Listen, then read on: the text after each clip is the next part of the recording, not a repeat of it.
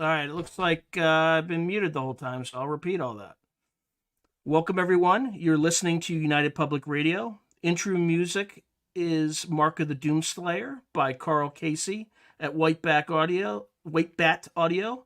And the song before that was by Tool. It is not called Learn to Swim, but that is the message, Learn to Swim. My upcoming guest is someone who I consider a dear friend. He's an extremely impressive individual, and I'm just going to give you a quick rundown of what his background is. So, Dr. David Morehouse is an internationally best-selling author, speaker, and educator. He served as a Special Operations Infantry officer in the United States Army, commanding the Army's only separate airborne rifle company, an airborne ranger company, and an interim airborne infantry battalion. General officers and commanders at brigade and battalion level identified him as a superior leader and consummate trainer of the soldiers serving with him in his units. During his military career, he served in 3 top secret special access programs: the Intelligence Support Activity, ISA, codenamed Royal Cape, aka the Activity, the CIA DIA Remote Viewing Unit, codenamed Sunstreak, aka Stargate, a Strategic Deception Unit, codenamed Torn Image, as a counter-narcotics deception officer, to disrupt the drug cartels in Colombia with a self-sustaining inter- and intra-cartel war. A decorated Cold War veteran, he brings unique perspectives gained from his military, scientific, and business experience to any audience, empowering teams and individuals to discover their untapped potential. David, welcome. Hey, Sean. It's good to be here. It's always a pleasure to see you, my friend. Yeah, it's been a long week. So, what are you doing right now? I mean, just high level. What are you? How are you keeping yourself busy? Yeah, I am at I'm at an organization called Upgrade that I'm partnering with, and we'll be bringing remote viewing to the Upgrade audience. And it's, I mean, I think people can go to Upgrade. It's upgrd.com, and you can read more about what's there. It's a good friend of mine, William Lamb, is the guy that is the president, the CEO, and the big lead teacher in all of it. It's got a really interesting clientele. I mean, you got everything from from people who are just kind of starting out in business all the way up to, multi-billionaires, are here. And so I've just been here this week, just setting in on both in a level 3 of their training, just to see what they're doing and see what the people are like. And then also standing up and just presenting, the classes that I'm going to be presenting as part of this team approach to this. So it's fun, but it's been intense. I have a feeling at the prices that they pay when they get here, they do not expect to slow down. So it's an interesting gig this week. So, how are you doing in terms of when you were in the military? You started out or not started out, but you were eventually made your way to a Ranger regiment. And I think following that assignment, you kind of were trying to avoid. Well, there's something that happened when you were in the Army, particularly when you were in the country of Jordan on a training exercise. And that kind of led you down the path into this area that we're talking about today, which is remote viewing. Can you say a little bit more about that? Sure. I mean, short version of the story is that it was Ranger Company was my second company command. And I had 2 years as an airborne rifle company commander, and then I had 2 years as a Ranger Company commander. And in my final 6 months, the Ranger Regiment was tasked by the Pentagon to send a Ranger Company, to pick one, to go to the Kingdom of Jordan to train Jordanian Rangers. There was a Jordanian Ranger battalion that was there.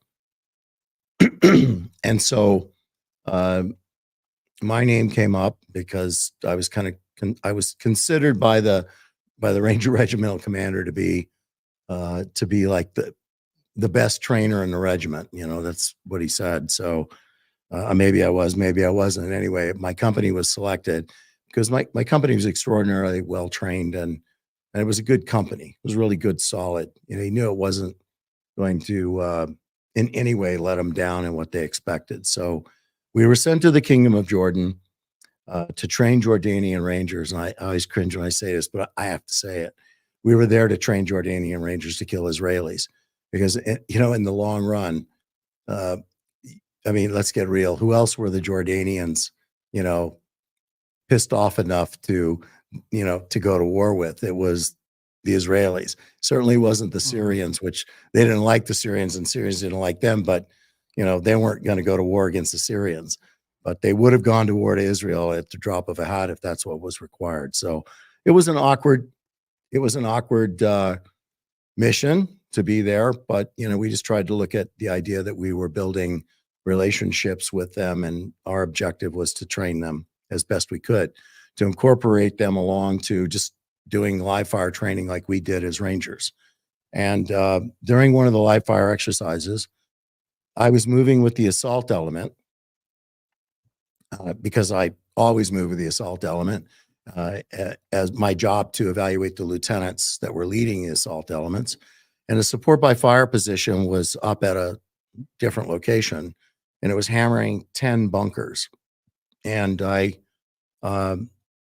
got shot in the helmet by a Jordanian machine gunner that was attached to our assault by fire position.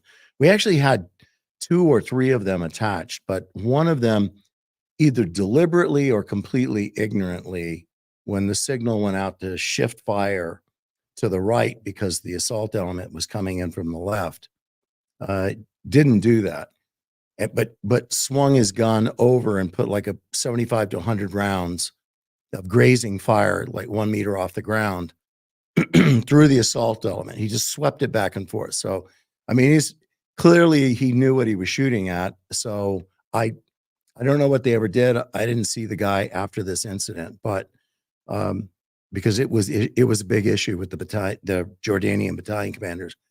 But what happened was it wasn't a ricochet, so it hit me directly in the helmet, and the Kevlar caught it. So that 2,832 feet per second, roughly, it hit me, and the kinetic energy of that went directly to the helmet. It just took me off my feet backwards, and I was in a crouch position, so I wasn't real stable anyway, and I was knocked out. And during the time I was knocked out, I had some sort of a vision, which I've redefined many times, both in the book, and then as I've matured and come to know more about what this was over the years, the decades actually at this point, I've kind of felt like it was me talking to me. But I didn't share that with anybody directly, particularly my Rangers, and I didn't share it with the battalion commander. I did share it with the battalion chaplain, who happened to be there with us, who kind of got pale in the face and didn't really know what to say about what I'd shared with him, which was, in the book, Psychic Warrior, which I hate that title, but in the book it says, that it was a ghost, an apparition, a phantom, something. It could have been, it wasn't any of those things. It was me, but it took, my conscious mind was packaging it and based on something in my experience Rolodex that I was familiar with. So it looked kind of like maybe some Star Wars character, wearing that kind of garb and things. And that just happens with your conscious mind doing that kind of thing. When I left that unit, about 6 months later, I changed command, and I'd had a couple of other episodes with that happening, and it was a little disconcerting because I had no claim of clairvoyance and no claim of clairaudience or sentience, and certainly no claim of ESP. Never even entered my mind ever. But now I find myself being recruited into this organization, Royal Cape. And then in Royal Cape, it is, it's the activity. There's a book called Killer Elite, if anybody wants to read it, that tells you everything that the unit did. I don't know how the guy ever got I don't know how the guy ever got somebody to tell him the whole those stories and then to write it, but it's a very accurately well-written book. So Killer Elite, if you want to read that. I was the deputy executive officer there. So I ran a lot of staff actions, and my job was to brief John O. Marsh Jr., Secretary of the Secretary of the Army, and I would do that like 3 or 4 times a week on everything that was going on in the unit. Like anytime the unit was moving outside a 50-mile radius of the Pentagon, it didn't matter if some operator was going on leave. I had to go brief John O. Marsh Jr. and get a signature. And the unit kind of brought that on themselves. That's just another story. So you also required to do a counterintelligence poly, CI poly. And those came about every quarter, it seemed, at the most every 6 months. And when you did a CI poly, you know what they're looking for. It's not full lifestyle like in the CIA. It's just they're trying to determine if you divulge classified information or do you know anybody who has. But they go through a number of questions to determine that. After the CIA poly, you also then go in and visit with the lieutenant colonel psychologist, who's a clinical psychologist, detailed to keep his finger on kind of the psychiatric pulse of this organization. Why? Mm-hmm. Because it's a top secret classified special access program, and those come with an inherent set of problems. You know, alcoholism goes up, divorce rates go up. It was a weird unit for those kinds of things. So, and it was my first exposure to that kind of lifestyle in that world. And I just saw things that were really quite disturbing, to be frank. And then I sat down with this psychologist the first time after passing the CI poly, and he goes through a series of questions, like a little checklist. And then his last question is there anything else you'd like to talk about? Which I found creepy. But the second time I get around to this, we go back and do the poly again, months down the road. And then we're back in there again. And he asked me same series of questions. And then he asked me the last question again, like, is there anything else you would like to share? And I don't know what in the world possessed me to do it. I really don't know why I said it. I guess maybe I was looking for some answers as to what that might have been out in the desert and what might have been happening in other similar episodes. Like, best I could call them would be like an out of body experience. That's the best I could come up with it. Maybe it was, maybe it wasn't. Was like was noted for a number of things too. It was Baton al Ghul, and it was Baton al Ghul, the belly of the beast. It's a haunted valley, according to the Jordanian battalion commander. The Jordanian soldiers at night, when the wind would blow and their tents would rattle, would just shriek because they were certain that it was some banshee that was there waiting for them. It was also a place where the Hajj road, the road to Mecca, snaked in and out of the sand there along one of the valley walls. And then it also was a place where the railroad, that was the same railroad that Sir Lawrence blew up with his Bedouin raiders, the same one. It was built at the turn of the century by the Germans under contract to the Turks. So yeah, my Rangers blew that up as well. We got permission from the Jordanians to do it. So we blew a big hole in it just for the fun of blowing it up and showing the Jordanians how to blow it up. And yeah, that was all part of that. But now I'm at Royal Cape, and I share with this lieutenant colonel what had happened there, and then these other minor episodes following that, in the months that followed. And I wasn't really sure what he was going to do, but what he did do is he walked over to a file safe cabinet and opened it up and pulled out 3 blue folders that were stamped top secret grill flame, and handed those to me and said, I'd like you to give me your assessment of this in the morning. As I read through the folders, I didn't know what I was looking at really, but it was a transcript, and it was, of course, dated, time group, etc., classified. And it was also clear that there were 2 different people involved in this in this dialogue, but they were both referred to as numbers. And there were no designators on them. Like I didn't know, it wasn't, there were no alpha designators to kind of like maybe giving you an idea of initials or something. They were just numbered personnel.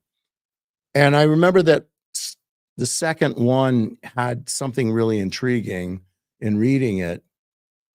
All of them, there were sketches of locks with Arabic numbers or lettering on them.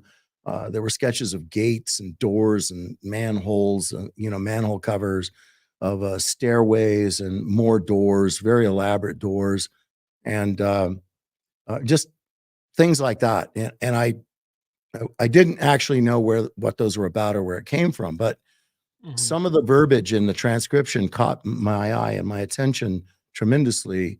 And for example, one that I remember that was quite poignant was the individual saying to the other individual, "Are you outside the door where you're supposed to be?" And the other individual's replies, "Yes, I believe I am." And then the other person says, "Turn your attention to the door and pass through the door, pass through the wall, and describe the contents of the room on the other side." Didn't say walk through it. It didn't say blow a hole through it and then tell me what's on the other side. It was pass through it. And I read that passage over and over again because just kind of made the hair stand up on the back of my neck, because I'm reading a top secret document. I'm reading it in a top secret organization in a skiff, sitting there by myself at night, just reading this and drinking a pot of coffee, and then going on to the next one and the next one. So what I was able to discern from it is that there are two individuals clearly. One individual, they were both appeared to be physically located just by the way the dialogue unfolded. But the one was asking the other person to describe something that they were seeing outside of the physical space where they were located. That I was able to discern in reading the three folders. So the next day, I was there when the good doctor came in and sat with him and said, "I'm fascinated. I'm intrigued." I mean, but they start at that point what's called a limited read on, and you know what that is. In the intel community, particularly in special access programs, they don't bring somebody in whom they think might be interested in an assignment somewhere and then just flat out tell them everything. Because often they will tell people everything and then say, "Do you want to be there?" And the people go, "Hell no, absolutely not." And then you have someone you have exposed to all that intel, all that classified information about a unit, and they're telling you, "No, under no circumstances do I want to go do that." So the protocol is to give a limited read on, meaning just bit by bit by bit by bit, and then assess more and assess more and assess, which he did over the next 6 to 8 months.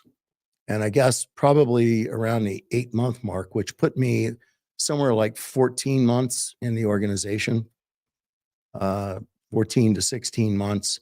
He then, takes me over to Fort Meade, Maryland, and he brings me into, his limited read on was continuing to give me these kinds of transcripts to look at, right?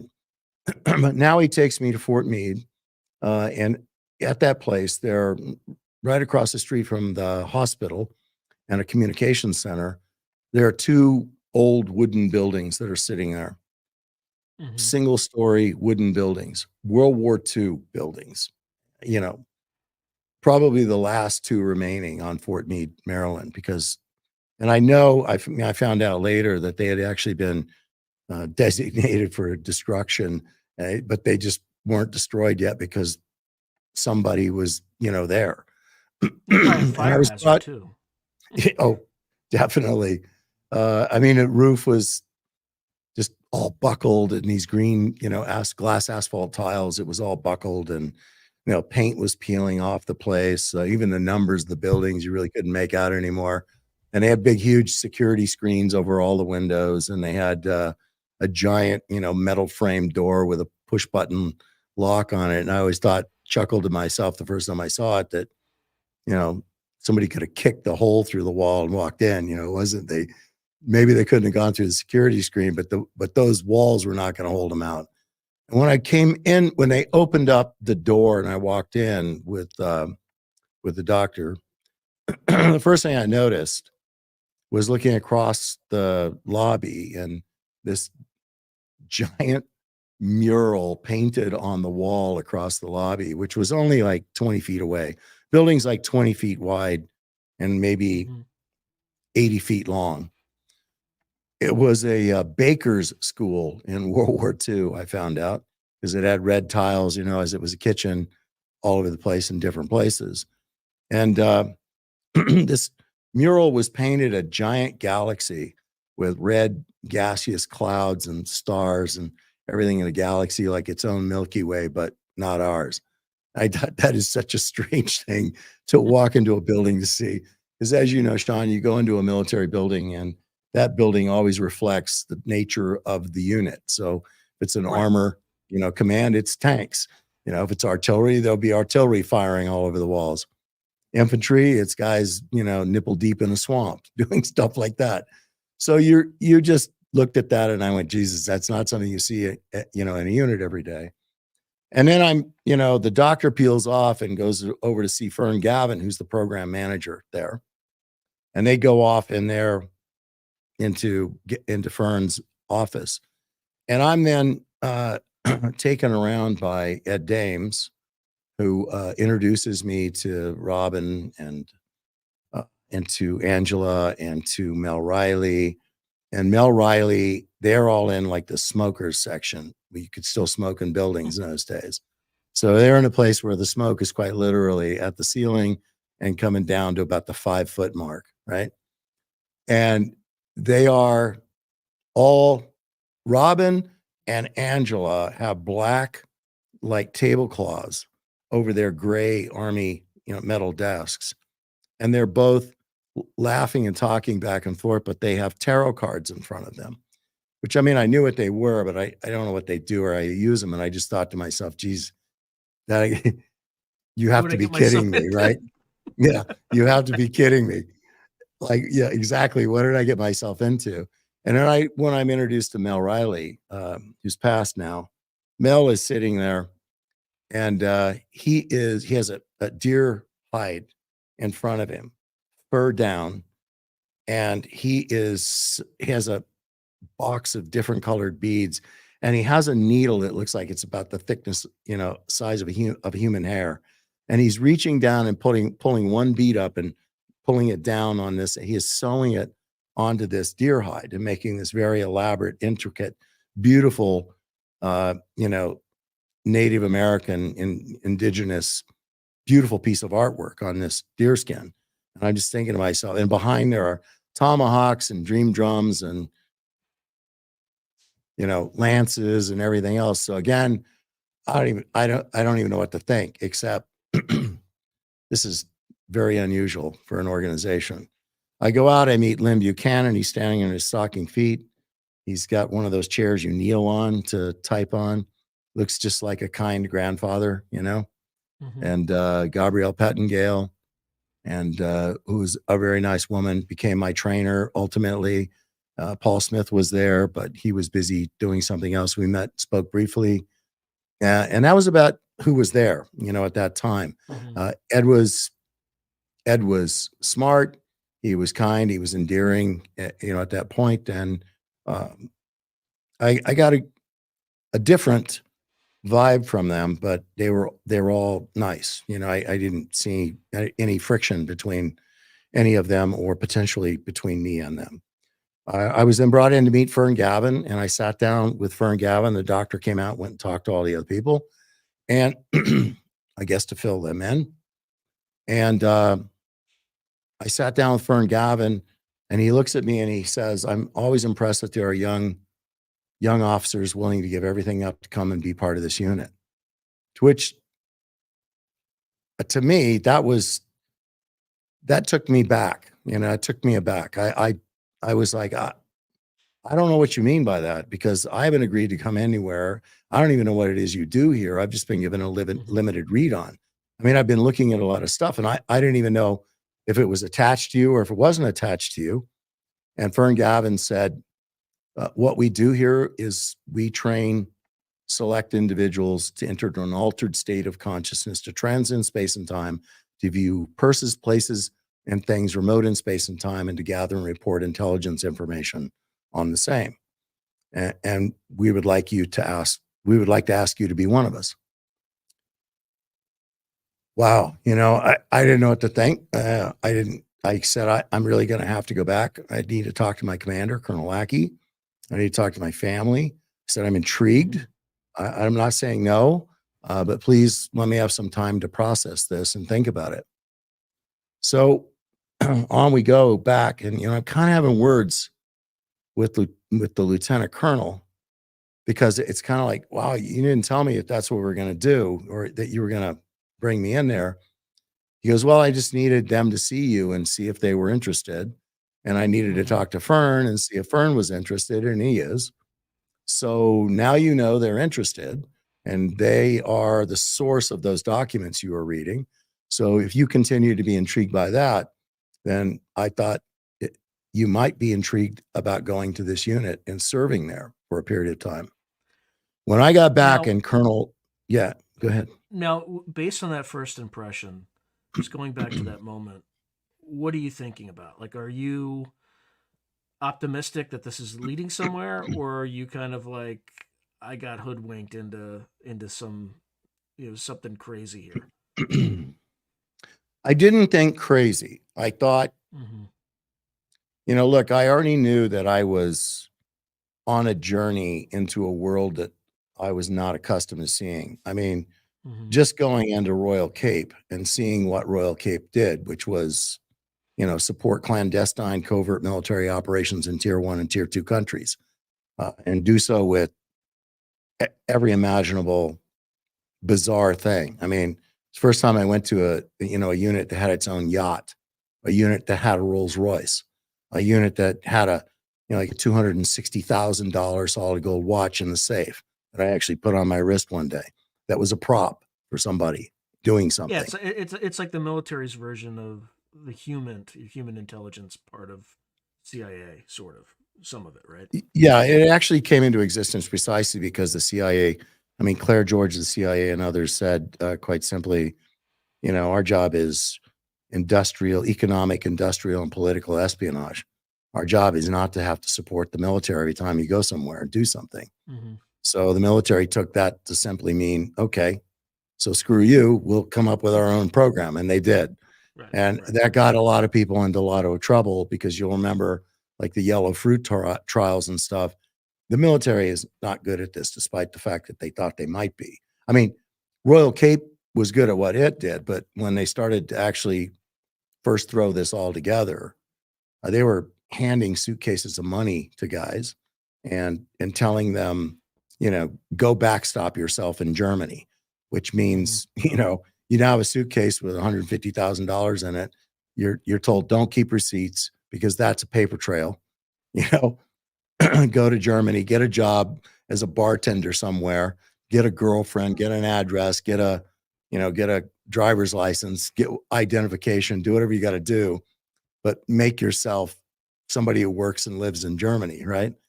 And I hope they didn't give that went along for a while. $150,000 briefcase to like a young specialist. You can only imagine the things. It's precisely the same thing. It got Dick Marcinko in trouble. They were throwing money at these guys and giving them, really broad instruction about what to do and what not to do. And it was just the wrong thing, because, leadership was doing this about, this is how we form our own, kind of spy agency to do what we need them to do for us. And the unfortunate thing is that somewhere along the line, probably the GAO, found out about it. I don't really know who was the trigger puller on it, but I know that what happened is the government came back at the Army for that reason. And of course, all the general officers, found a finger to point at somebody else, and it just went on down the road. But who ended up going to prison to being tried, court-martialed, and going to prison were all the people that they handed the money to.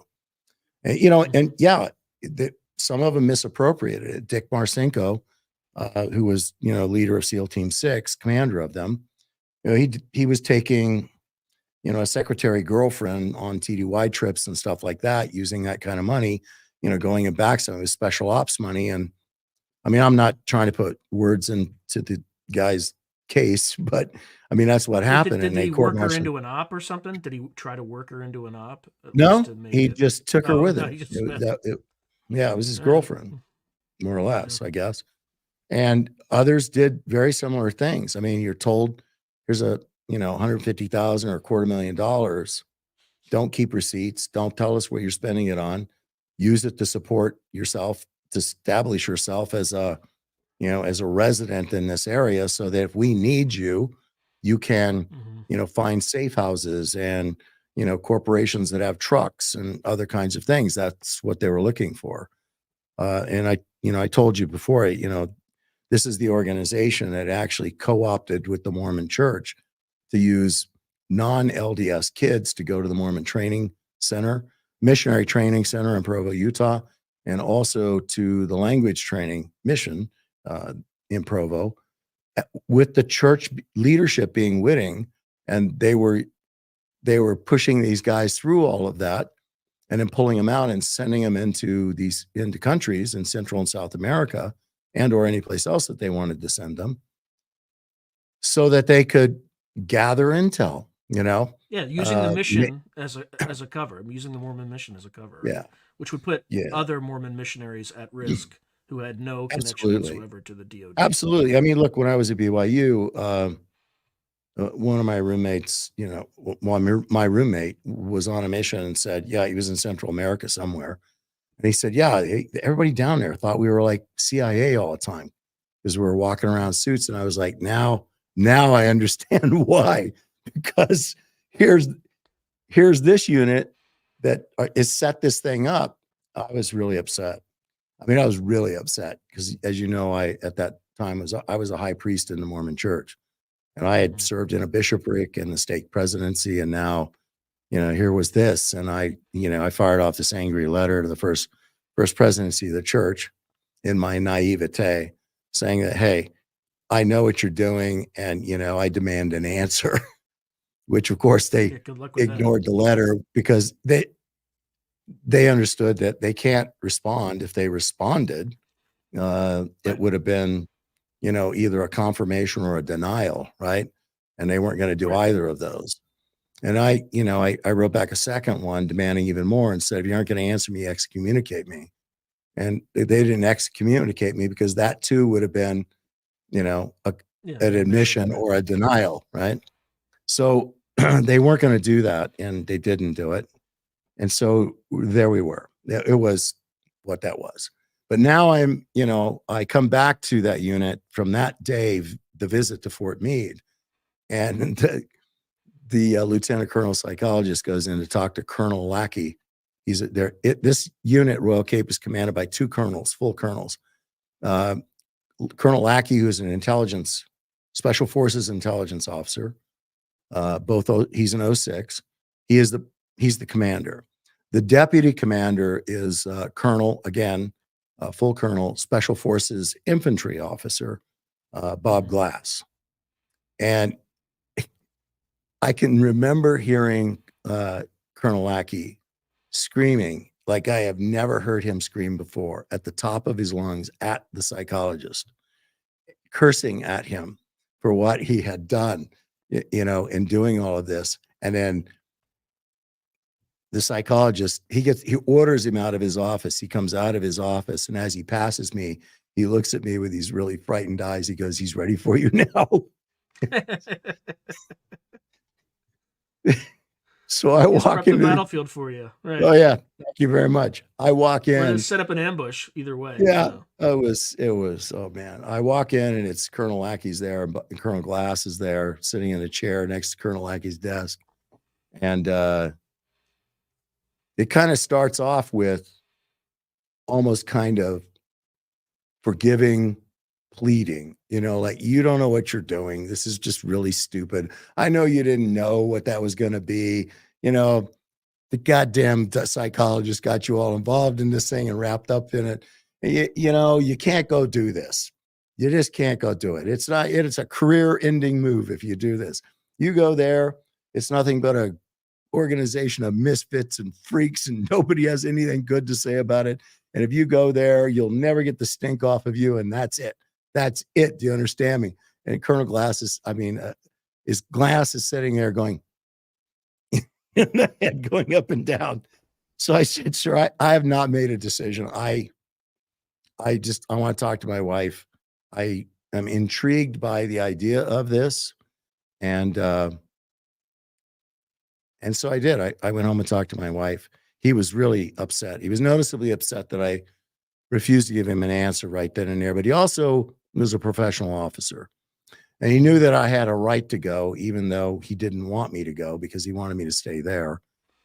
And the next day, he and I always ran to work every morning, like 7 miles. So next morning, I go over to his house, which was behind mine, and I pick him up and we run to work. And, the conversation all the way there was back and forth about just about everything, his whole philosophy about it, his concerns about it. He was really genuinely concerned about me. And by the time, we got to the unit and, got showered and in uniform, ready to start the day, I still had not made a decision, but it didn't take, but another day or two. And I just came in, stood at attention in front of his desk. And I said, sir, I've spoken to my wife and she's okay with this and she understands my choice. And I'm really hoping that you will be as well. I've got to try this. I have to look at this. I have some issues with it and I have to look at this. And I'll be very honest. I mean, I also was really upset that we were orchestrating this missionary thing out of that unit. Right.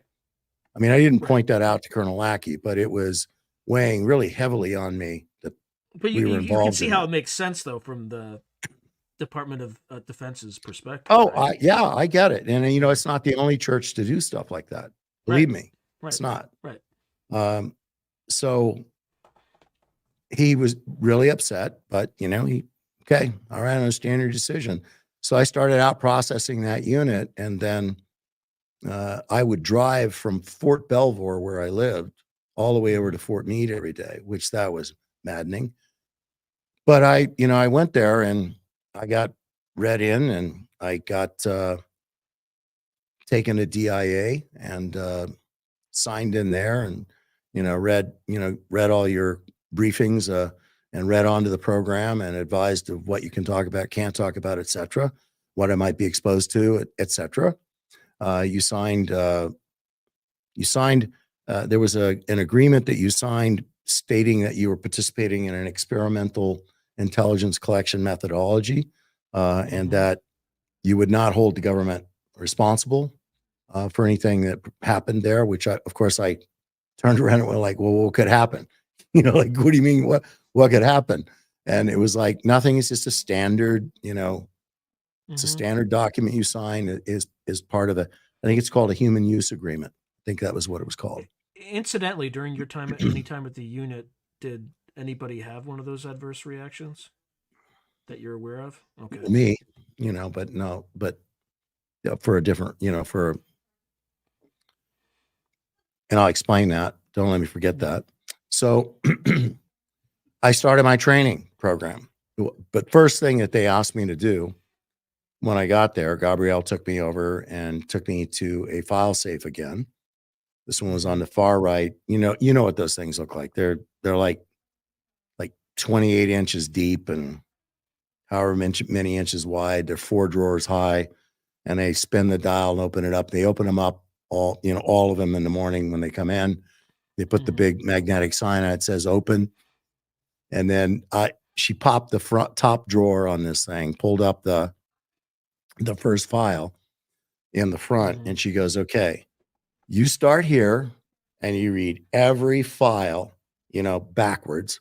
And then you start in the next drawer down, the next drawer down. And when you get done with the last file in the bottom drawer, come see me. Well, that took me like 2 weeks to get through all of that. It took How many pages literally, do you estimate that was? oh, good God. I have no idea. Thousands? Thousands. And what it was the history of everything since like 1972 or 1970, everything that the U.S. government thought that it knew about, a Soviet program, Chinese program, and these were all the human intelligence briefs that came in the 70s that caused the CIA to actually go into, put a sole source bid in, or give a sole source contract to Stanford Research Institute International to investigate ESP, right? And to determine scientifically if it was real or not. Could it be proven scientifically, or could you disprove it scientifically? Because the concern was, and I have to admit, I have to say to your audience, that this was a human intelligence source. There's somebody who recently, a woman who wrote the book Phenomenon. Yeah. Jacobson is her last name. And she's making the claim that there are these recently Annie found Jacobson or Ann Jacobson? Annie Something like that? Jacobson, yeah. Recently found German documents pertaining to this group that was researching things for and in behalf of Himmler, through Himmler to Hitler. Is that the Thule people- Society? No, they were a segment of it, but no, it's the I can't remember the name of it. It's because it's German and I don't speak German. So, but if you look around, it's big stuff, right? Something like that. Anyway, I can tell you exactly what it was because I've read them. Because this claim was made that was the promulgating series, trove of documents that caused the psychic war to begin between the United States and the Soviet Union. Well, it wasn't any such thing because, if you look at it, the letters are broken down into 4 categories coming out of this thing, and they are mostly between the director of this organization and the direct deputy director or the individual that was in charge of the archives or the curator for this organization. And what they were going after was everything that supported the whole Aryan theology. So they were trying to trace the roots of language and the Aryan origin, all of those things to support that. And they were doing it, across Europe. They were, going into all kinds of different places to do it. There was a Norwegian project that had absolutely, nothing to do with anything of the occult or anything else. Mostly what they were trying to do was get Norwegian scientists to work with them, linguists and others. And of course, they occupied Norway. And so the Norwegian scientists wanted freaking nothing to do with them. And it was all letters back and forth within the leadership of this organization reporting back to Himmler about why they couldn't get all these things done. They couldn't establish, a scientific center in Norway and make this happen. It's also that they had another one that was that the 2 others had everything to do with just the study of the origin of the Aryan people and where they were spread across Europe, again, trying to track the whole lineage of where they went and how they got there and the language changes and other things. So right on into the UK and other things. That's what they were looking at. And then the other one was just simply map points for Aryan origins, like Aryan cities or Aryan village, and that's what they were looking for: language and location, something to shore up this new ideology that they have that they're trying to put forth to the German people. But there was one that dealt with dowsing, and it was the dowsing project. So the one that dealt with the dowsing project also had pendulum work done in it and was being studied. And also it had astrology was being added into that. But the interesting thing is that there was the minister of propaganda and of something to do with the culture for the people, for the German people, and then there were the state police, and all of those organizations were against anything to do with the occult and were against any of the efforts by this organization to do this. And anytime they found these organizations of dowsers studying, they're doing and working with dowsing rods and all this stuff, or pendulum, they would arrest them and throw them in prison, confiscate all of their writings, their documents, and everything else. And so Himmler, trying to keep his mitts out of all of this, was sending these, the leaders of this organization to go in and try to negotiate this stuff. And so the whole thing in that dowsing project series of letters, the trove that's there, dealt with precisely just that, back and forth, who was giving them a hard time, who was arresting their people, why they couldn't get this was back. in the documents that you had to read through? Yeah. Yeah. Oh, wow. Because I wanted to find, because the claim was made that there was a letter there that became the promulgating document in the CIA in the 70s or earlier, starting, kind of attributing it back to maybe MK Ultra and then into this, the formulation of Stanford Research Institute and the study of, clairvoyance, clairsentience, clairaudience, right? ESP, etc. So I read the entire translated file that's still there. There are still some letters that are being translated, but I read everything that had been translated, and I, prepared a synopsis of those things. So it had nothing to do with any of that. It didn't light the fuse on anything. I'm sure that we were probably interested in what the heck they were doing with dowsing, but I can tell you this: the documents said, the letters said that what they were looking at it was for military and civilian applications. Okay, and then it said they were going to be using dowsers and certain kinds of dowsing rods, and they were going to be looking for oil, so petroleum.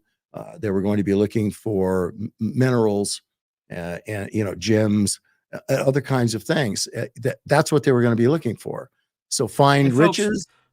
Folks, if you're just joining us, you're listening to United Public Radio, and I'm interviewing Dr. David Morehouse, who is one of the original members of Project Stargate, the remote viewing unit in the Department of Defense.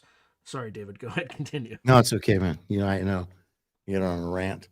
So that's what they were doing. There was no evidence that it triggered anything. So back to what I was looking at again, I'm going through all the historical files and looking at everything that we knew or thought that we knew. And again, back to this, what actually, lit the fuse under the CIA to start looking at this has never been proven. In other words, they don't know where the human intelligence source came from. So that's never been named. It's just been kind of rumored that there were human intelligence sources, either in the Soviet Union or in China or both, that said that both of those countries during the Cold War were heavily engaged in trying to identify naturally gifted clairvoyants to utilize as intelligence collectors. And they wanted to start as young as they possibly could because they had a belief in it, and they wanted to be able to get that, to train it, to nurture it, to build it, and to make them extraordinarily effective.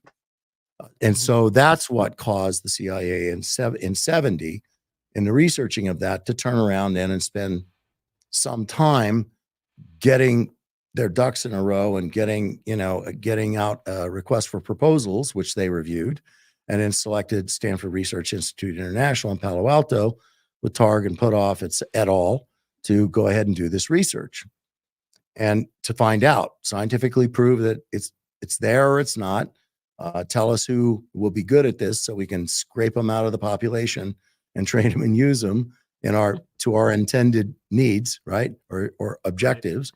And then 3, can you if you can prove it and tell us who we need to get, can you build a training program for them? Well, all three of those were answered at least to a degree, that you can read there. And one was simply that it didn't take them long to come back and go, well, based on our evidence, the ability exists, and it exists undeniably and scientifically proven, and very strongly. And again, as I've told this story, CIA never trust anyone, especially in something that's controversial. And even though they were a sole source contract, they were going to make sure that that science was good and it would stand up to the test of time and scrutiny. So they brought in two auditors and two auditing companies.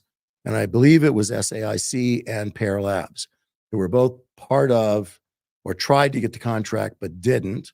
But they came in and audited SRI International, audited the and science. Pear Labs is the one at Princeton, right? And then SAIC Right. is Right. Yeah.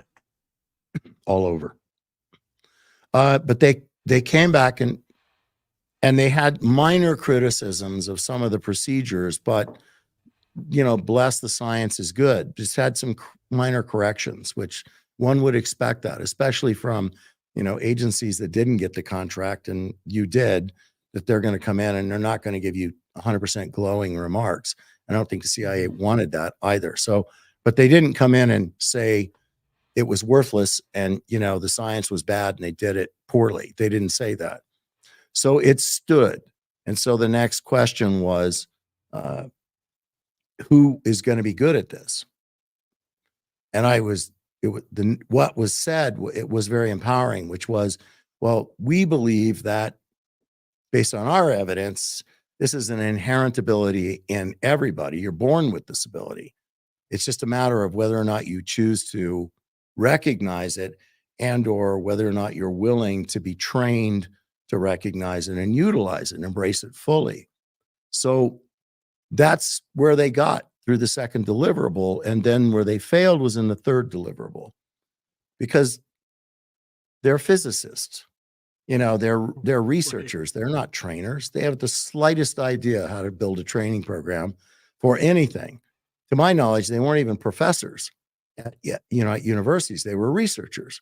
So they design tests, they execute those tests, they collect data, they analyze the data, and they write their findings. That's what they do. But they are not military trainers, far from it. So the very idea that they were ever going to be able to do that was laughable, frankly. So the Army under INSCOM took Ingo Swann, because Ingo Swann was the guy that... By the way, Ed Reardon just joined us, and he's a remote viewer. His group, the Future Forecasting Group, for people who are watching the Super Bowl right now. We're competing against the Super Bowl, David. I see. In real time. Good luck with that, y'all. The San Francisco sounds like Darwinism at its finest for me. So anyway, I had to give that shout out. So sorry to interrupt. Continue, please. Yeah. So Ingo Swann, then, who created this protocol, was brought in circa 78, 79 to start training people. I never knew it, but apparently he trained some of the people only to stage 3 for some reason, and he trained other people all the way out to stage 6. There was a 7th stage that I was trained on, but I was never going to do it. It was a phonetic stage, and I just wasn't going to do it. It was like barking at the moon kind of thing, and I just thought that was preposterous to be doing that. I understood the theory and the mechanism, but I wasn't going to do it. And I was trained all the way through to stage 6 then. Mel Riley was trained through to stage 6. I know Ingo told me he only trained Ed Dames to stage 3, but Ed Dames always went to stage 6. So he learned stage 6 either from Gabrielle or from somebody else. Paul Smith, stage 3 only. And Ingo kept changing it too. So like stage 3 at an earlier stage in time may have he modified of the current. Modified it and improved it and did other things to it. It was a constant, work in progress to make it better, especially as it was applied as an intelligence collection methodology, then things were discovered that worked and didn't work. So structure was changed a little bit. Categories of data were modified. And so anyway, that it and still does get that way. I mean, all of us who have done it and taught it for decades understand that there are improvements that could be made in it, and we make those improvements. It's a natural flow of it. Nobody violates the principle, only the technique slightly changes in a couple of areas. So that was brought into the unit, and so there it was. But I saw a lot of other things in the historical files which were bizarre. I mean, like remote viewing detectors in the Soviet Union that were supposed to detect the energy flux of viewers, which to me it doesn't pass my scientific mind test, because if remote viewing works, if remote viewing works through a Faraday cage, there must be a mechanism that's not at least detectable from an electromagnetic field doesn't necessarily, it works without one, essentially, right? Yeah, I mean, it was written up in English that there was a photograph of it, and it was written up the descriptions of how it was supposed to work. Apparently, it was supposed to be calibrated to have a ceiling, a frequency ceiling and floor. And so everything in the room that was going to be in the room was basically set. They knew what that frequency was going to be of the number of personnel in the room, and they would close in the ceiling and the floor on it. So you had a very narrow band of allowable energy. I understand the concept, but for my physics mind, I cannot at all see how it could be done, or even from electrical engineering, how it could be done. But the theory was that if something came into the room that was lower than the floor frequency or higher than the floor frequency, that this detector would pick it up and then sound alarm, and then the meeting would immediately close. So whether it worked or not, I think is unsubstantiated. But what's really important is that we understand that that was a concern. And so therefore, some intel collector got that, and it was part of the historical file. So as I said, again, it took me 2 weeks to get all the way through the historical file. And then I started my training. And my trainer was solely Gabriel Pettengale. The only other people who occasionally substituted for particular things was either Mel Riley or Ed Dames. And usually because Ed Dames is a really smart guy. And, he speaks, writes, and reads Mandarin Chinese. And, both of his sons are physicists now, Enoch and Aaron, and he's a physicist and an astronomer. So he's a guy that I could call in and ask science questions to, because he could speak the science that I needed to hear about why we theorize we're able to do this, as opposed to just somebody telling me, if you do this or put your pen here, do this, and, this is going to happen. Because I was really skeptical, because remember, I was the only special operations combat arms officer ever brought into this unit. And I was the only guy ever brought into the unit that had absolutely no statement of any kind of precognitive ability or ESP or clairvoyance, clairaudience, clairsentience. I mean, those words, those thoughts never entered my mind, ever. I mean, I understood why I was there, and I understood what I was learning and what I was going through, but the very idea that that was something that I would ascribe to myself was foolish. I mean, it was just ridiculous. That wouldn't happen. So I fought against the results for weeks. But the beauty of the structure, and the beauty of the training, and of doing the training targets and the feedback, and then you're back at it again and back at it and back at it again, is eventually, it's, you're 12 weeks down the road in this, and the volumes of data as you move through the structure become so overwhelming. And when you get your feedback, the idea that you were able to just pull that out of thin air is too overwhelming. And the idea that you would have made that up out of nothing, and yet so much of the data correlated with what you were expected to see, you get to a place where you can't explain it away anymore. And when that happens, the switch flips, Because they trained you against actual targets that you could verify in hindsight. So after you got something completely blind, right? You got 8-digit coordinates or 6-digit coordinates, whatever it was. That initially, 2 sets of I 4 think, numbers, 8s, 2 sets of and 4. and they were initially actual geospatial coordinates, but later on they made them No, random. not in the unit.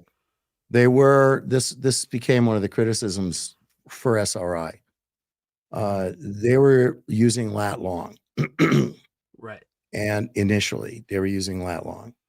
And what they didn't realize is that you start using lat long, Right. over time, people start to, understand the patterns that are being established, and they start to understand that recognize the lat long that you're giving them, Yeah, and they that, start that to one's understand the Moscow. area Like where it that is. one's Yeah. right. So then they just, the human mind can't help itself, that it wants to springboard into that and go, well, I know what the buildings look like there, or in that area, or in that region. So they were told that needed to be removed, and there needed to be another way in which to do it. Now, review the bidding. I mean, if you're not doing lat long, then you're doing grid Mercator, which would be exactly the same thing as latitude and longitude, right? It's just Right. kind of grid system that ground forces use to navigate on the surface of the earth. And then, or you could, go to a Cartesian coordinate system, which that would not have worked. It wouldn't have worked at all in the way that they were trying to make it happen. So the 2 sets of 4 numbers, the coordinates being randomly assigned numbers representative of the concept of the target in the mind of the individual assigning the coordinates. And that's But all you I get. don't think You just get those all 4 you get. numbers or 2 sets of 4 numbers, and that's it. That's correct. And I do not Okay. believe that SRI ever changed from using lat long. I'm uncertain about that, but I don't think they ever changed it. I think they kind of got into the way they were going to do things, which was monitored, and then they had their favorite subjects and they used them a lot. And monitoring a subject, in my opinion, is corrupting the session, because there's no way that a monitor moves a viewer around without having some bias in what the viewer is supposed to see or how they're supposed to get there, even if the monitor is blind. So in other words, the experiment, the session's double blind. The viewer doesn't know and the monitor doesn't know. The viewer still disrupts the monitor disrupts the viewer's flow, their ability to detect, decode, objectify without interference, without, some sort of external judgment or influence, telling them, no, I don't go to stage 3. I want you to stay in stage 2, or go from stage 2 to stage 3 now, or focus more on that sketch, or etc. It's when I was in the unit, as soon as you were deemed operational, meaning you'd ended all your training and you had successfully completed it all and passed all of your oral exams, so to speak, because you had to articulate the theory of each of those to the trainers. And once you had done that and they made you operational, you never used a monitor again. Never. So to use a monitor was like a crutch to take a monitor in to do that. Now, it wasn't unusual for a monitor to step in when you were learning a new technique, a more advanced form of the phenomena. For example, the person that taught me extended remote viewing was Fern Gavin. And so Fern Gavin would do that by teaching me the protocol and then taking me over and having to do a target with him in the room monitoring me. But he only did that for, a month. And then he said, okay, you're cleared hot to do this, to use this on your own. So from that point forward, you're on your own to do it. But all of those things, even looking back now, the unit lacked so much just cohesion in the manner in which it did things. I've said this many times. There was no manual. There was no program of instruction. And I'm a military trainer, and I was a good one, and still am. And it really just upset me that you come in and go, well, is there a training outline? No. Is there David, a program is it of that they didn't instruction? have a No. manual, or was it just like a bunch of papers or documents, but that weren't really helpful? They didn't have They anything. kinda had. They didn't have one piece of paper with anything written on it as a protocol. And I know that, one of my former colleagues claims that he wrote a manual, but you had heard Lynn Buchanan tell you, with me present right there, Mhm. that was not a manual. It was a basically an advertising document that they gave to VIPs if they showed up there to say, here's what we do, because a It's a general briefing walks document. in. It's like a briefing Yeah, document. it was a briefing document. It was like 12 or 13 pages long that maybe got expanded to 23. But rather than stand there in front of a general and go, well, here's what we do, it was a briefing document, but it was by no means a manual. And to say so is just a falsehood. It was not a manual. A manual is something that teaches you how to do something, that truly Tasks, gives you the conditions, and background. standards, right? Tasks, Exactly. conditions, standards. Right. Exactly. So the only time that was written was by me in the last 3 months that I was in the program, because Dr. Jack Verona and Fern Gavin asked me to write it. So I did. And it was 230 pages. And from what I understand, it never made it anywhere, because clearly some of the folks that have been there for 10 years or 15 years or 16 years were like looking at it and going, no way, this guy was only here for 3 years, is going to leave a document behind that we now have to consider our manual. I mean, that was one place where, despite, what you might think, egos flew in that area. I'll tell you, it was a bizarre place like that. But I've that's never been part in an of organization fought like that. but that's part of kind of, I think, some of your struggle with it, kind of post leaving the unit, because as you said, you were there for 3 years, but it also kind of gave you a sense, kind of a better view into, or I don't know about a better view, but a more complete view in terms of having a window on reality and seeing It things for what they changes the were. way you see the world. It changes the way you see your role in the world. It changes your perceptions of people. You can see narcissism, you can see sociopathy, you can see, psychopathy and all of its manifestations, even in yourself, right? Mhm. You can see it because you become hyper intuitive. I mean, you're 3 years of doing this day in and out, day out, day in and day out, and always my big buzz phrase to folks is, look, everybody believes something, right? We believe that Mhm. there is something beyond the physical, or we believe there isn't anything beyond the physical. And some people believe there is something beyond the physical and they can reach it, interact with it. But the vast majority of people, overwhelmingly, believe that there's something beyond the physical, but don't believe that they will ever be able to interact with it, learn from it, or contribute to it. And every poll done, including, Pew Research poll on this very same thing, conclude that. The only thing that's changed is the number of people who disbelieve has increased by a number of points, and the number of people who don't believe they will ever be able to interact with whatever is beyond the physical has increased. So the number of believers that they might be able to do this has decreased. So it's that's just where we are. And the one thing that being part of this, as I said, you're like 3 months into this and you can just no longer deny what you're capable of doing, that a switch flips, and that switching of that flip is you no longer believe that there might be something beyond the physical. You now know that there's something beyond the physical, and you now know that you are part of it and that you have always been part of it. And you now know that you have the ability to work within it, work with it, to contribute to it, and to take from it, to learn from it. And that is a human transformation, because you can spend a lifetime believing something in a religion or wherever you choose to make it. But until you have an empirical evidence, and I mean an empirical evidence, anytime somebody tells me they know something and they cannot substantiate that empirically, I will tell you, you know nothing. You do not know. You just choose to believe very strongly. I don't care what you tell me. If you cannot offer me the empirical evidence as to why you're now telling me you know it, then you don't know it. So you won't know it until you do that, till you do the work in this particular genre you do the work in the physical and the non-physical, and you come to this point where you stop believing and you know that it is there because of empirical evidence and experience, not anecdotal, claims of something. And that's just the way it is. I mean, that's how I see it. That's how I teach all of my students to think about it.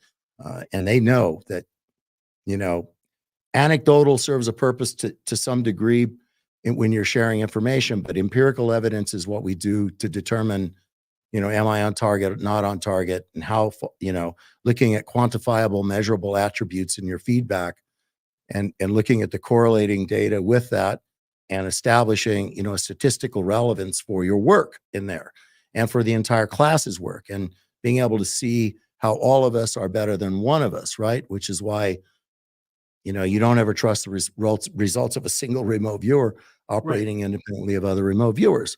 All of us are better than one. It's like any intelligence tool, right? It's like any intelligence tool. You can't rely 100% on satellite intelligence. You can't rely 100% on human intelligence. You have to take a mosaic, or you have to look at the mosaic of various all source sources. intelligence. That's why it's there. That's right.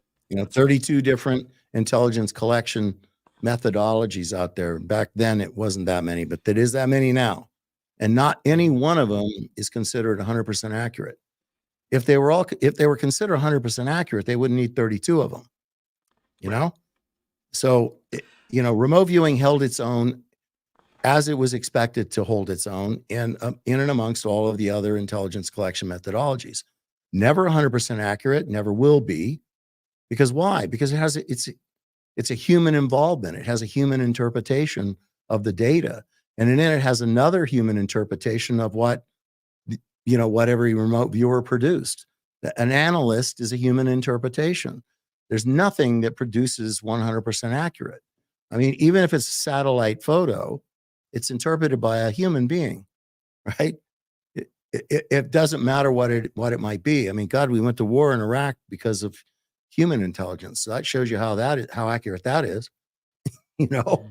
It's just, so you can't overstep what it's capable of doing, and you can't lie about your accuracy, and you can't try to stand as an independent operator talking about how good you are, because I promise you, I'll show you how you aren't. Everybody has good days and bad days. Everybody has good days. We have cycles of performance, and as remote viewers, just like we have cycles of performance in every other aspect of our lives. It's absolutely no different. So when you start hearing somebody standing up and saying, I'm habitually 70% accurate, or I'm the highest, most accurate all the time, it's just bullshit. It's just ridiculousness, because it does not work that way. And it's in a class, even with new viewers learning, somebody will get real disheartened because in measuring their data against the quantifiable attributes they're given in their feedback, whether it's 100 or 200 or 250 attributes, saying these elements should be perceivable in this target. There'll be some people, as they're learning this and they're struggling with the protocol, to come back and go, shit, I was like 8% accurate. I don't care. What I care about is you learning the protocol, because that person over there who had a 68% target today, watch, just watch, because literally, and this is something anybody tomorrow can morning, do, right? Absolutely, you can. Absolutely, you can. As long as you can listen to what I'm telling you to listen to, and the things that I tell you to leave at the door, you have to leave at the door. You can't come through and you can't bring crystals. You can't wear crystals. You can't bring crystals, and you have to learn to look at this with kind of a pure eyes, and because everything changes with this, because it's a dogmatic process, right? It's not a freewheeling, write down whatever's coming. You have to move through the protocol as a dogma. You have to follow it, follow the rules of it, and you get there. Because why? Because I have to make sure that it's going to be empirical for your experience. Because my objective is to have that transformation switch flip. That's my objective for you. Because after that, what you choose to do next, if you want to go to extended remote viewing or advanced techniques or thought incubation and mastery or explorers, whatever you want to do, that's up to you. But My whole objective in this is to get you through coordinate remote viewing, to get you to a transition, to be in this place of Just really knowing, quick, not David, believing. I want to give you a chance to just do a quick plug. If they want to learn remote viewing from you specifically, where can they look, and what are you working on where they might be able to do that? Well, there are two places right now. Primarily, I would say that most of the people here would probably want to go to davidmorehouse.org, not davidmorehouse.com. I am not in charge of that website, and I do not endorse it. So go to davidmorehouse.org, and there are no classes on the schedule there, but you can read the course descriptions and see the prices. For others, if you're so inclined, go to upgrade, upgrd.com. And there you'll see my friend and partner, William Lamb. And I will warn you, those, just their course packages are expensive. It's a different audience. Their Okay. customer base is corporate. It sounds like that's Yeah, sort of the target. they are corporate, and they're corporate business owners. So like I said to you earlier, there are some that are just starting out that are here, but there are multi-billionaires in this audience that are there. So, I mean, it's crazy. Okay. I mean, there are other places folks can, if you want to learn from me, those are the two original places unit. you go. Yeah. Okay. Now, you're doing this remote viewing. What are some of the targets that you started out with while you were in the unit? You mean operational targets? Yeah. Well, it's a rogues gallery. It's the same thing at any, that would pop up in Intel. I mean, it's anything. We're in a Cold War. I mean, some of the ones, were Flight 803 over Lockerbie, Cal 007, different kinds of meetings that were taking place in the Kremlin, drug shipments. Where were they on freighters? What were the freighters going to do in the open sea? Anything. You just imagination. Anything with military tangible intelligence military targets. target value, high value targets, that sort of stuff. The military. Anything that comes through from all source intelligence requests, comes from whatever agency it comes through. It comes through the DIA, and the DIA tasks it out to all of their assets, and we were one of those assets. So we would work that target, and over whatever the amount of time was given for it to be worked, and Fern Gavin would do an aggregate and pull it all together and do the analysis and do a summary correlating all the data in the viewer's summaries and sessions, and aggregate sketches occasionally, and then send those forward to DIA, to the analysts, who would then, I'm assuming, package it along with other individual or other sources that they requested or tasked, and pull that together and send it back to the customer, whoever that customer happened to be.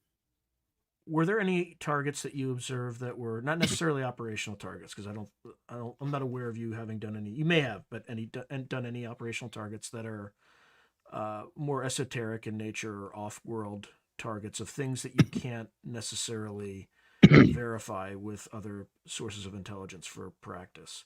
I know your friend Ed Dames may have assigned you some of these things. Well, it wasn't just Ed. I mean, it was Fern was instrumental in doing it as well. And I know that there were some individuals in the unit that Fern just flat wouldn't have tasked. So, I mean, that's why you run into these things where you hear from me, you'll hear from me and from Ed, and you would have heard from Mel Riley. You heard from Lynn Buchanan when we were on together, that we all worked off planet targets. That was a standard tasking to us. Some of them were done as kind of calibration because they had empirical evidence that could be used as feedback, like Twin Peaks on Mars, or looking for a particular rover location and being able to describe it. And again, these are all blind. These are just the intent of the target. The viewer has no idea.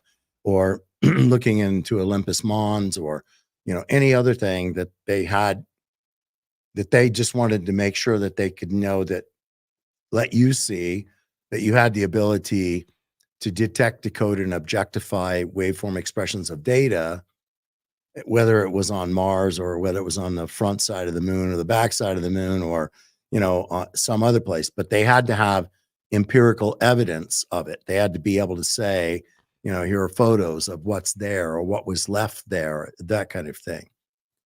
And then, once you had crossed that particular bridge, then there were, there was an entire elaborate process used where a Cartesian coordinate system was applied to a representative, a model of the known universe, right? Or the So different the quadrants of entire stars universe. and stuff like that. Right. I mean, it could be particular star in a particular galaxy could be used, but when you start doing that would have been a pinpoint target, right?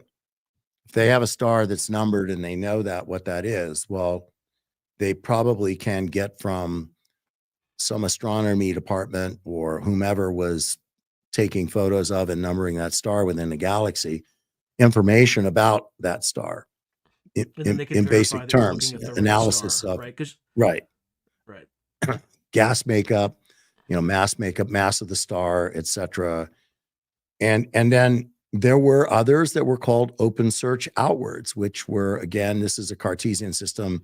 We know that the universe began from a point of singularity, and the idea of a big bang, people think it exploded out, where that's a misnomer. It's not what happened.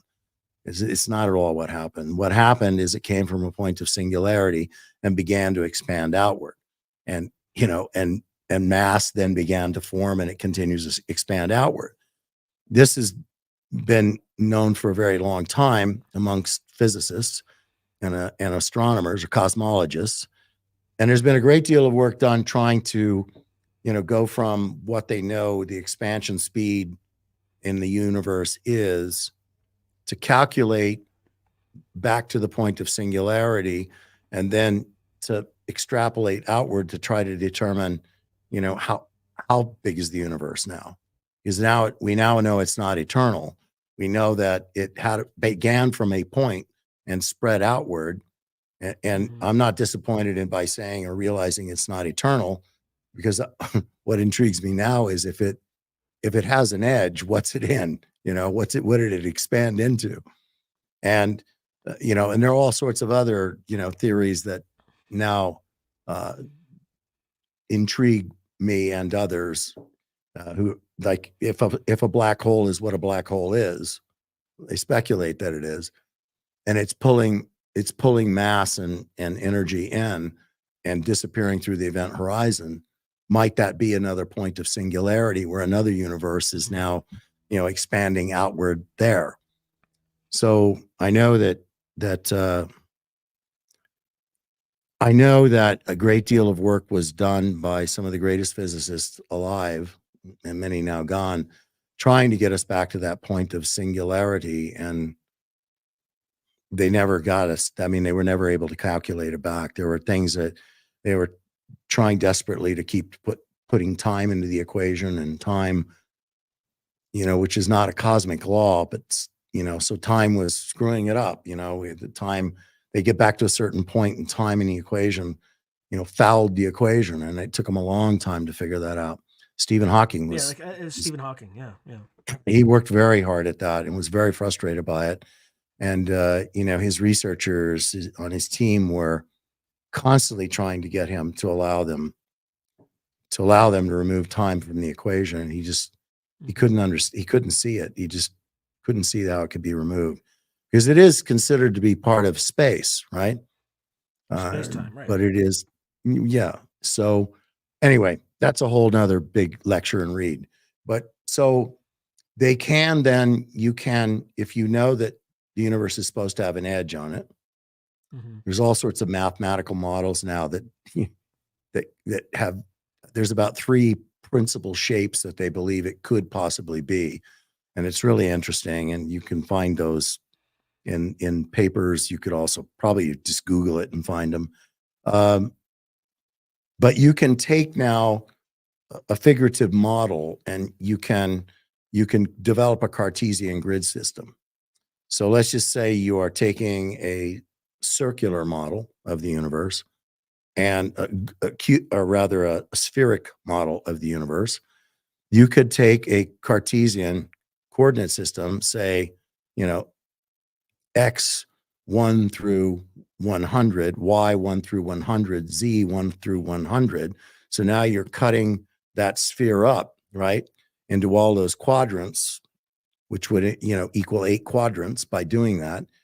But you would then, if you selected one, one Cartesian, one coordinate, it would give you a spot within a quadrant or deep within the center, buried between all of the quadrants. And then Yeah, you like a could pull cube within that out. space time. A cube And within any stars space-time. included in that cube would be where you would Correct. send them for open source. Then you could output. bring that back, and you can bring that back and then figuratively apply another Cartesian coordinate system to it and further divide that down. And then you could take another cube out of that cube and divide it again. And usually it was done 3 times just for its statistical relevance, to do it 3 times. And then to pull that out, and that then became the target cube, the target in that known or suspected universe. Now, why would they do that? Because then they can assign the coordinate to it, not the Cartesian now. Now it becomes 2 sets of 4 numbers representing the concept of the target in the mind of the individual assigning those coordinates. And why and what? What's the intention there? The intention is an open search outward. Why? Because it's a shotgun blast into that. So 10 viewers are shotgunned into this in a session. And it is suspected that if 10 go, 7 will stumble on something. Of those 7 that stumble onto something, that make that hit something other than just blackness during the 90 minutes, that they're now going to look for correlating data. And maybe in the correlating data, out of the 7 that hit something, 5 correlate extraordinarily well, to very high level value. So that then becomes a new target for exploration. And that will go in the historical folder. And next time around, when they want to do it, they will pull that out and they will send, a team of viewers again to see, because what do they want to do? They want to see if the data correlates again. That's what they're doing. And they're just gathered and pulled that kind of information in. But, you've heard Mel, Ed, myself, and you've heard Lynn talk about doing that, but then, Paul Smith will say that it was never done. Okay. Well, he probably never So, did. I mean, he never did I think it. That's exactly the I think point. he may have looked at 1 or 2, I think, moon targets, but not. I don't think he was assigned to a lot of them. Well, he wasn't there much in the 3 years I was there, because he was going to Defense Intelligence College to get a master's degree, plus taking care of his kids. So he was a busy man in those days. Yeah. What else? So when you were doing some of these remote viewing targets, I think there is a story that you tell where you observed some set of entities, and when you're remote viewing, you're supposed to kind of keep a sense of detachment and not kind of interact, or at least attempt to interact with elements of the target. But sometimes people can get pulled in. Do you know which instance I'm talking about?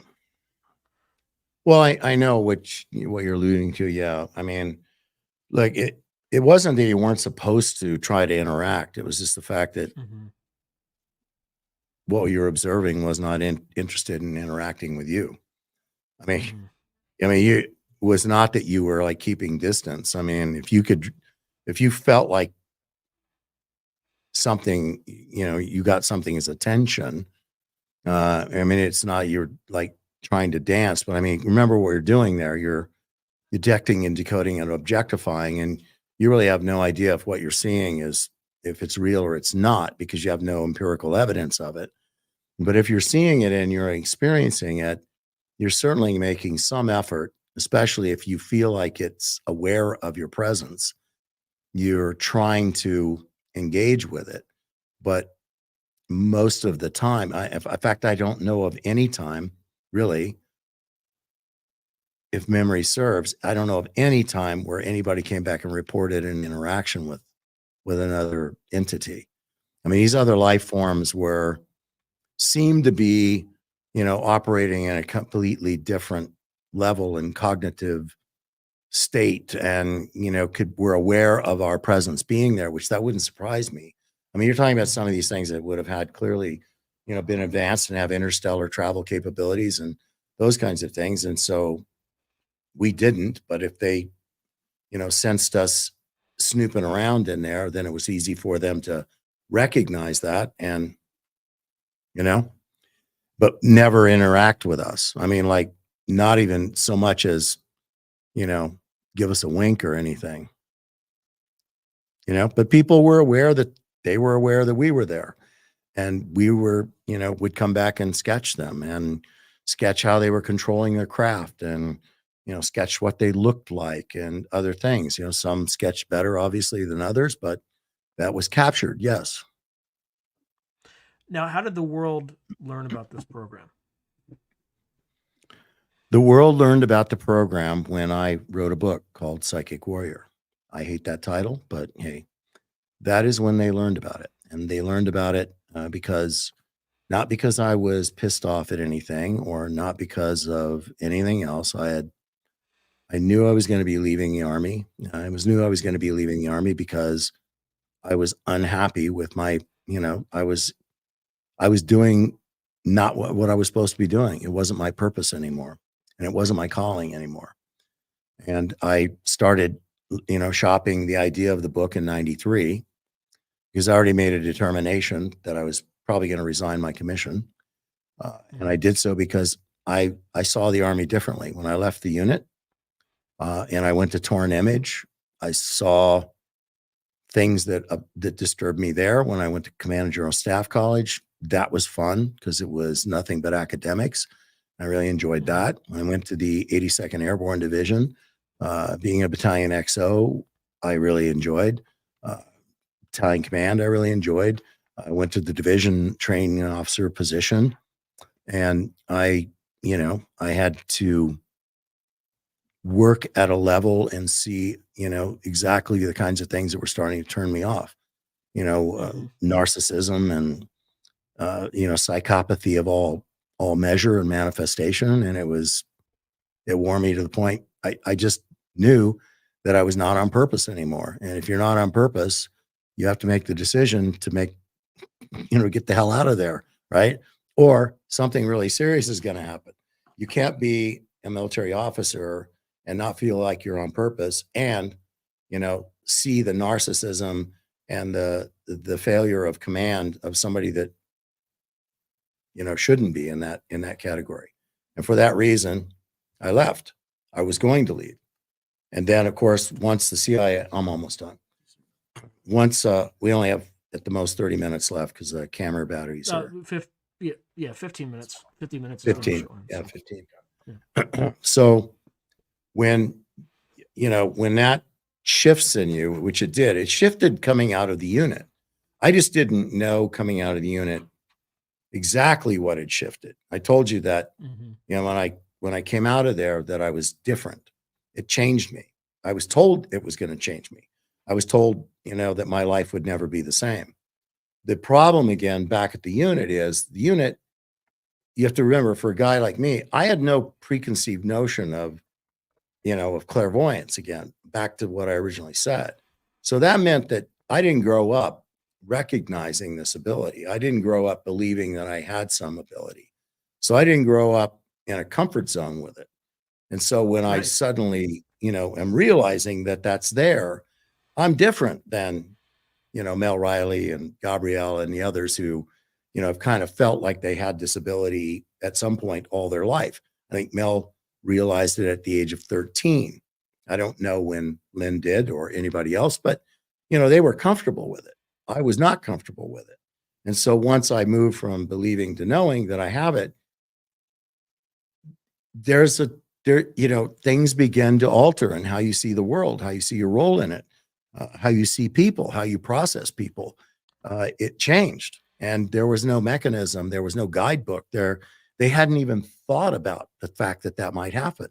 I mean, they hadn't even considered it, that it might happen like that somebody, who goes to this program, who is not cut from the same bolt of cloth as these other folks, might have a challenge now in trying to figure out how you carry this when you go back out into the world and try to function like you did before, because I simply couldn't do that. And not necessarily in a bad way, but not necessarily in a good way either. I mean, there are certain ways in which you succeed in the military, particularly as a special operations Army officer. It is, there are very high expectations, and it's very competitive. And if you start standing back and looking at things like questioning orders and from a transparency perspective, you start to question people's authority. Not that you don't recognize the rank, but that you start to recognize the flaws in the individual. You're perceptive. You become hyper perceptive, hyper intuitive. You become hyper discerning. And there might have been a way to curtail that or control it, but there would have had to been some forethought put into that process of saying, okay, here's how it's going to feel to be changed in this way.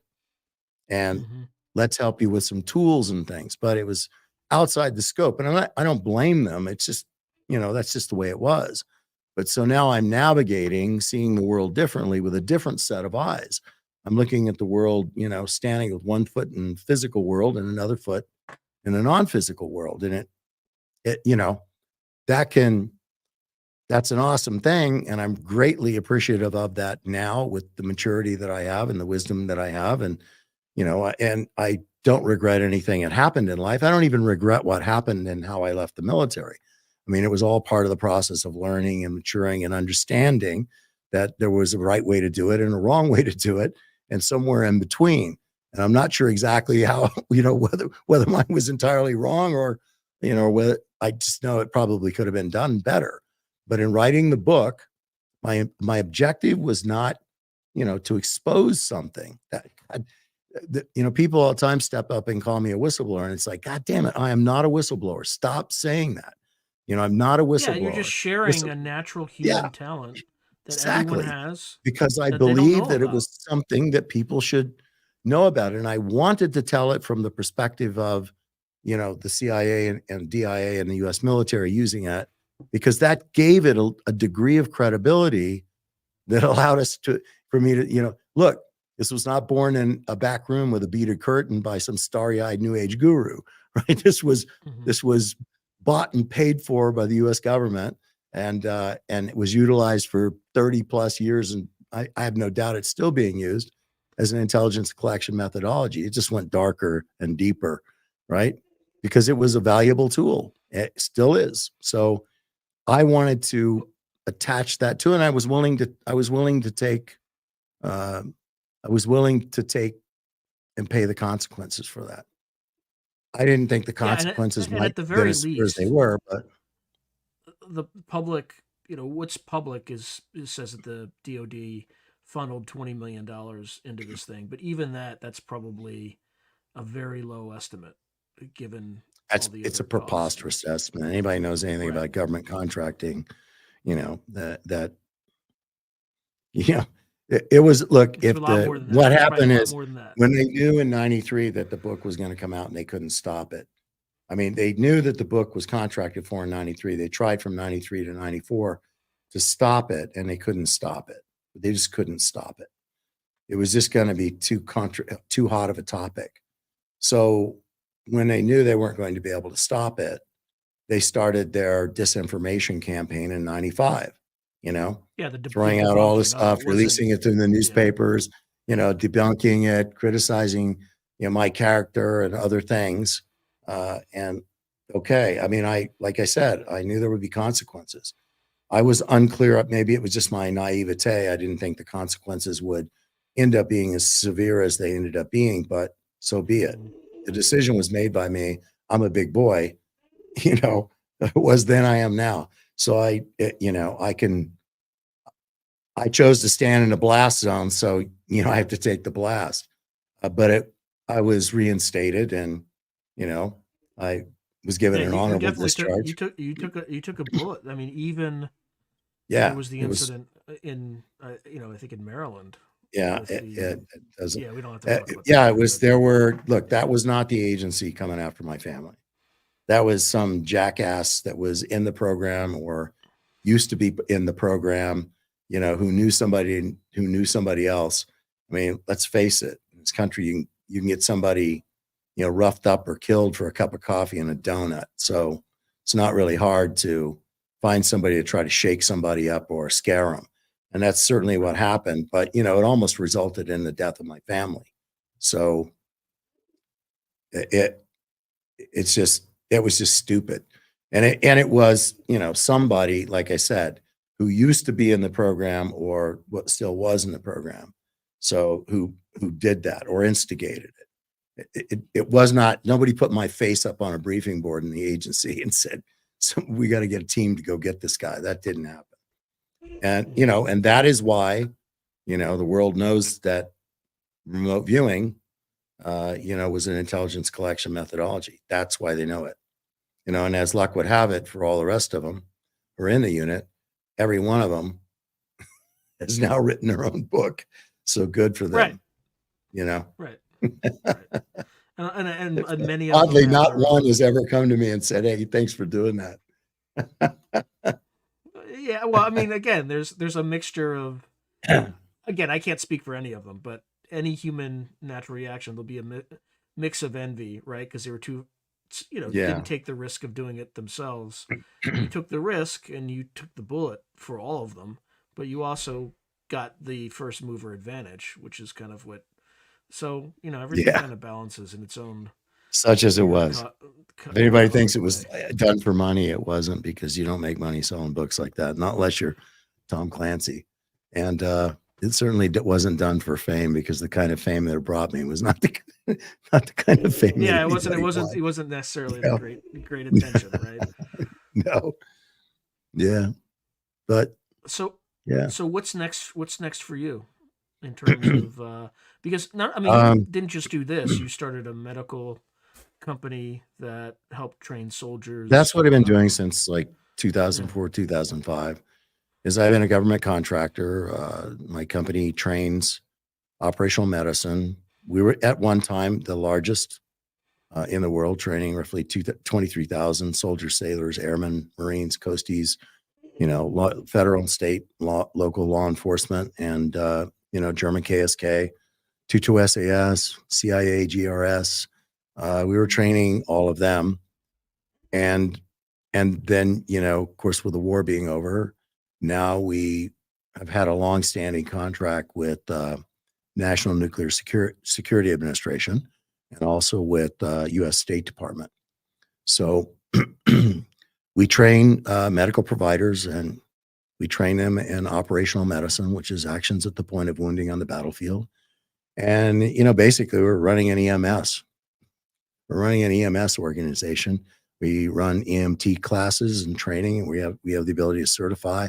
We have an extraordinarily high rate, up in the 90 percentile, for graduates of the EMT course that we run. And I'm surrounded by really good, capable men. My director of training was formerly with SEAL Team 6 as a corpsman, and my medical director, top of his class in law school, and I have 3 other emergency physicians that work for me, and then a whole bunch of other staff that work for me. We run pharmacies and everything else for these government agencies, and it's a lot of fun, and that's my life, and that's my big focus. But I made a decision. I made a decision after the wars were ended that it was Mhm. probably a time uh, to get back into the business of teaching again.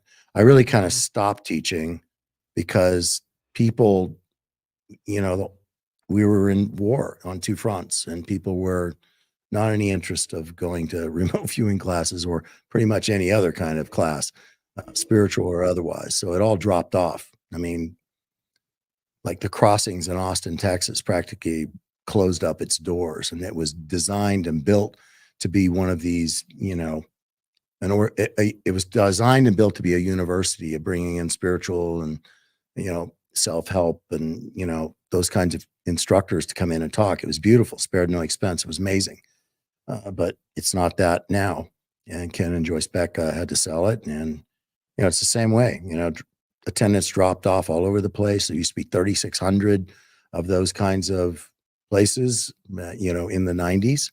And, by the time we got to 2010, it was really dwindling fast. And I think it kind of reached the zenith of die-off.